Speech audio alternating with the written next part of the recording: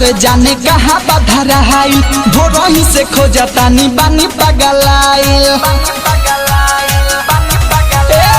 मिले ना जोगार जाने कहाँ बधराई भोरही से खोजतानी बानी पगलाइल कवनो बम खोजे कवनो कहे है नहे बा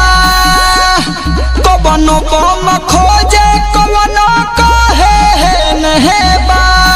तलू के संचालू कर हो चिलम कहने बा तलू के संचालू कर हो चिलम कहने बा तलू के सन चालू कर चिलम कहने बा presented by जोरदार music Bhojpuri Bajrang recording studio अपोहा तलू के सन चालू कर चिलम कहने बा चिलम कहने बा चिलम कहने बा कैसे के जाई अब दूर बाबे रास्ता है कौन उपाय करब मजी व्यवस्था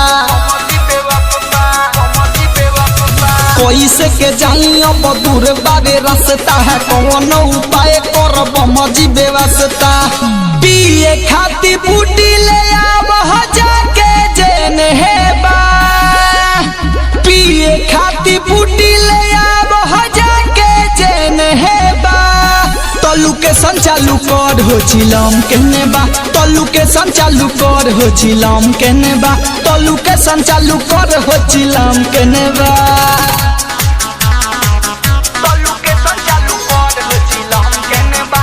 चिलम कहने बा तलू के संचालू कर चिलम कहने बा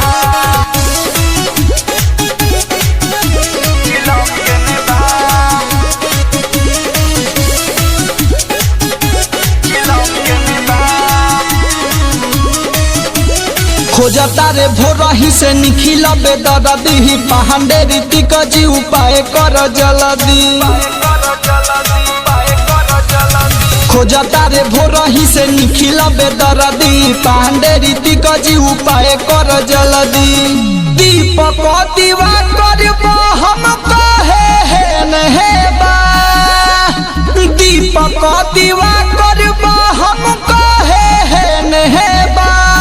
तलू के संचालू कर हो चिलम कहने बा तलू के संचालू कर हो चिलम कहने बा तलू के सन चालू कर चिलम कहने बा बजरंग रिकॉर्डिंग स्टूडियो अपोहा।